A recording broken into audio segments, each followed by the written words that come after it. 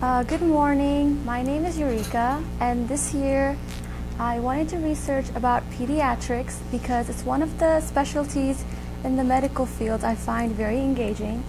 A few things I would like to share about myself are that I'm 18 years old and I moved here from Denton in 9th grade, and I'm the only child, and for college I want to attend UNT because I used to live in Denton, so I'm already familiar with the city.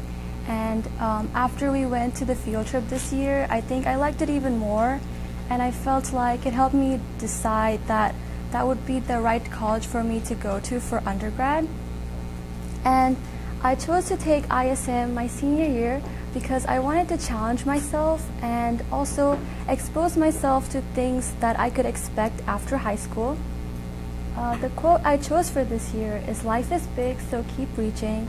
And whenever I think of this quote, I feel like it gives me more motivation to keep trying and discovering new things, because eventually, if you don't give up, I think you'll find what you truly like. And also, it makes me feel positive about the future. A few ISM experiences I would like to talk about first is the business symposium we had. And I think that was a great opportunity for me to talk to professionals that I probably wouldn't have if it wasn't for this program. And I think I met some really great people. Like I met a sales manager, a school principal, a gynecologist, and I think I even met the guy who organizes the scholarship for FEF. So it was a great experience because even though I had little knowledge about what they did, I think I still could connect with them because getting to where they were was also some kind of similarity I shared. So I think it was really amazing to know what they did. And I also talked to a gynecologist who gave me great advice about how it doesn't really matter what college you go to, it just matters how hard you work. So, and her personal experience was she actually went to a public university, a small public university in Texas, and because of that, she didn't have a lot of debt. So it was actually a good idea to go to a small university because no matter where you graduate, you're kind of on the same level when you try to find a job. And the next experience of visiting UNT was very fun. It was actually my first college visit, and I think it was very helpful for me to decide what I liked in a college. And it was a great experience, but I did have trouble finding all my classes. It was really challenging, and it was really fun eating at the cafeteria. And I even got to go into someone's dorm and see how small it was. But I think it was pretty exciting because you have your friends living next door to you.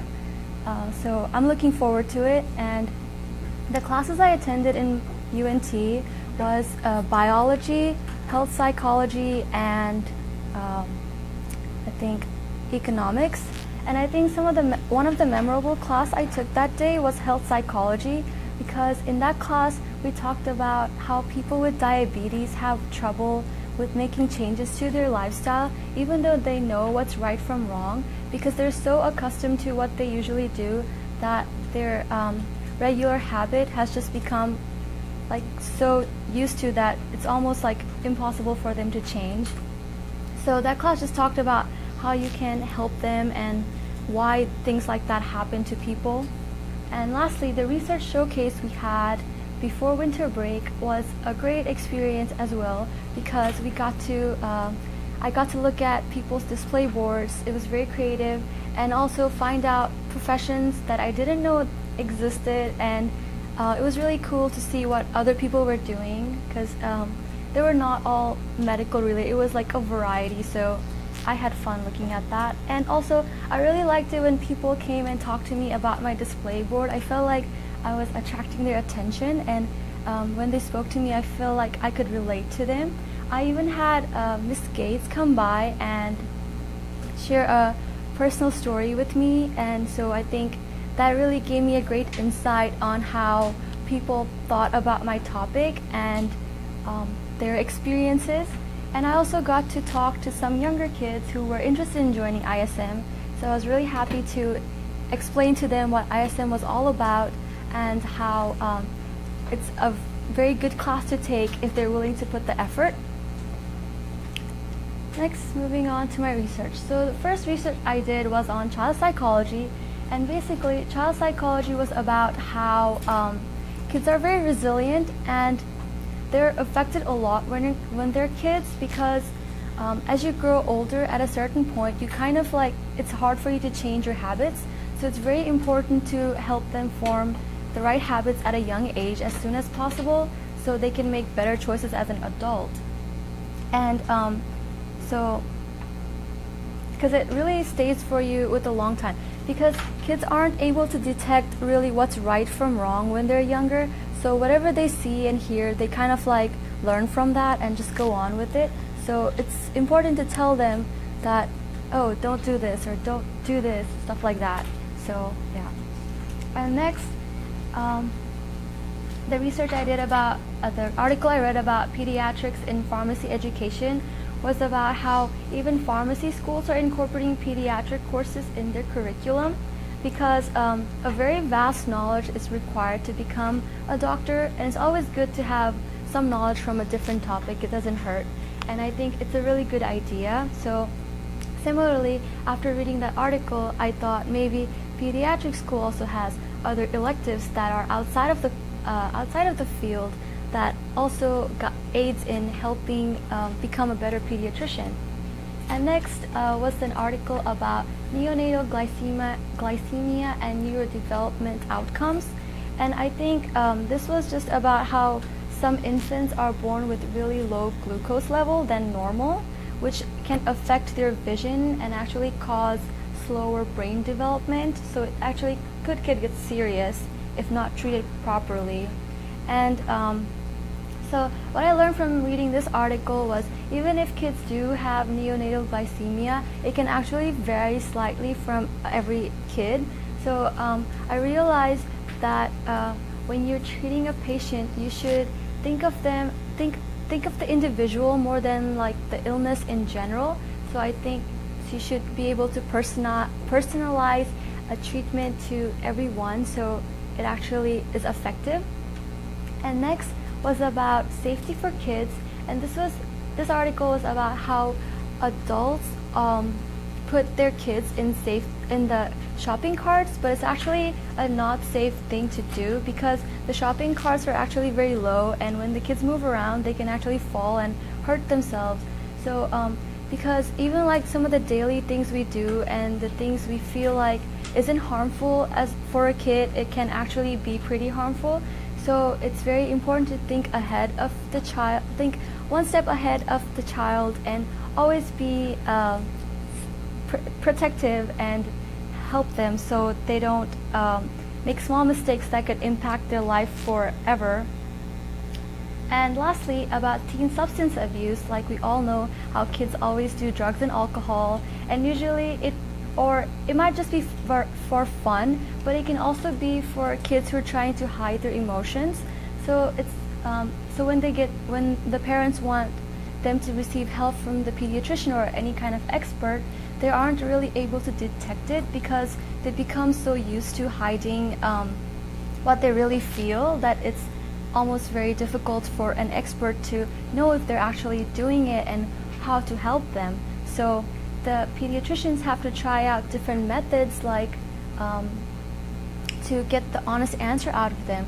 For example, if a parent is in the room versus when they're not in the room, they can get different answers from the child. So it's very important to think outside the box and come up with creative ways to help your patient, because you don't always learn that. You kind of have to sometimes adapt to it depending on the situation. And lastly, my research about ADHD was, so ADHD stands for attention deficit hyperactive disorder, and it used to be known as ADD, but recently they've discovered that there are different types of ADHD. And so the types of ADHD are inattentiveness, hyperactivity, impulsivity, or they could have a combined of all three of those. And so ADHD is not really a disease, it's more of a condition, and it's not that the child it's not a bad thing to have ADHD. It's more like they think differently than normal people do, so people could misunderstand their actions and like think that they're doing something incorrect. And so, but sadly, there is no cure for ADHD. It actually stays with them forever, but they can receive help like behavioral treatment and therapies, and medications do help, but it actually stays with them forever. And as the child grows up, they just kind of learn adaptive ways to cope with their condition. So for example, a child with ADHD doesn't get bored easily, and they're very forgetful and very disorganized. And now you may think that all kids are like that, but for them, it's not that they don't want to do it, they're just not able to do it because they always have like a lot of thoughts going on all at once in their head. Like for example, if they're taking a test, then all of a sudden they might start thinking about like, oh, what did I eat for dinner yesterday? What am I gonna do this weekend? Or like all these thoughts coming all at once, and it can get very distracting. Like I even talked to one of my friend who has ADHD. She's actually an adult and she's a responsible person, but apparently she has trouble with making her bed because she forgets, like completely forgets about it, or has trouble concentrating in like some of the simplest tasks that we might not find challenging, like making our bed. So, or for example, another example is how one of the videos I watched was about this guy who had ADHD, and he shared his personal habit about how he would rather read a book that's 500 pages long than that he's really into, than like read a really boring article that he's not into at all. So yeah. About my mentor. So my mentor this year is Dr. Mi-Young Knapp, and this is her 4th year being an ISM mentor, so she has a lot of experience with what the program expects out of the students, and she's very helpful. And so usually I visit her. I think I was her first student who visited before 2nd semester started, so I think I kind of got a head start compared to her other kids. And so far I think I've had about 3 mentor visits, and usually I go in the morning for 2 hours for but I think I need to increase my mentor visits because I think it's important to learn about things as you see things, and I think it's a good idea to like go in different times, because usually when I go in the morning, it's younger kids like a 2-year-old or 18-month-old, and they usually just come for checkups, and they don't really have any kind of like health issues. It's more of like if they're growing properly and like a cough or something. So I also wanted to observe like different kinds of patients, so I think I'll also think about going at different times. And yeah. Okay, so for my original work, I got the idea from Coach Goff, so thank you a lot. So she told me the story about this kid who had ADHD in her class, and he would always act up and not pay attention. So Coach Goff, and then he would say it was all because he had ADHD. So Coach Goff one day was like, made a deal with him saying, if you can sit still for 20 minutes, I'll give you $20. And surprisingly enough, he was actually able to sit still for 20 minutes. So when you hear of this story, it almost seems like the kid was using ADHD as an excuse to act out in class and behave badly. But it turns out that people with ADHD can actually focus. It's just that it's very hard for them for something to catch their attention and keep their curiosity level up, so they're motivated to complete the whole thing. So so they usually kind of lose focus very quickly. And yeah, so and then and I also talked to my mentor about this, and then she said it was a good idea to research about ADHD. And she also talked about something I didn't know, which was the Vanderbilt assessment. And apparently what this is that they give this packet for students and for teachers and for parents to fill out, because if she suspects a child could maybe have ADHD, you can't tell her right away by like one visit, because kids are usually immature and you can't jump into conclusion right away. So they give this packet to the teachers and to the parents, so they can observe the child's behavior in the long term and see how they actually are. So what this assessment is that they list out all kinds of symptoms related to ADHD, and they have numbers by it. And as you observe, so when you like look at the kid and see how the kid's behavior is, you can get the scores, and as you add up the scores, you can tell what kind of ADHD the child has.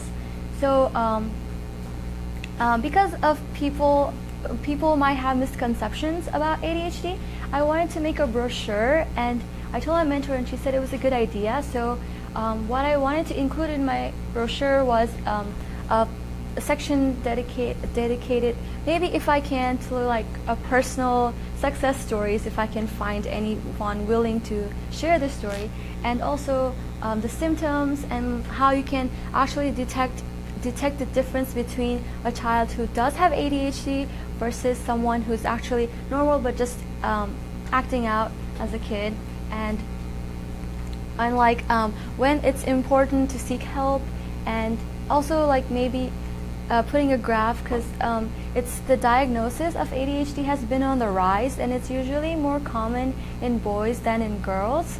And from all of this, what I learned is that ADHD is not a bad thing. People with ADHD can still do everything a normal person can do. They're smart, and it's just a different type of thinking that normal people wouldn't understand.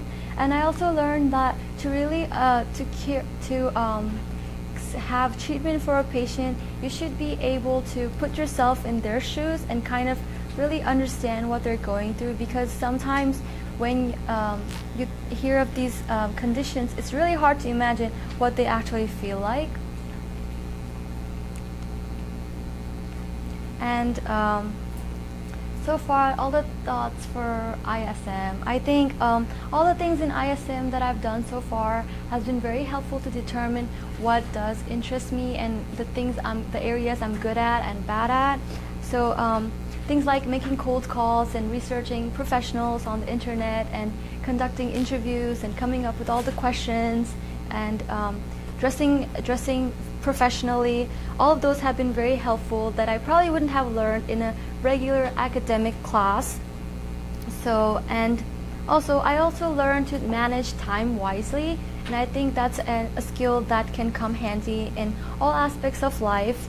So and throughout all the research I've done, I've also become interested in gynecology, and I think besides pediatrics, I think this has become my second option for a career in the future after graduating. And also I'm very thankful for all the experience I have, all the things I got to experience in ISM this year. Thank you.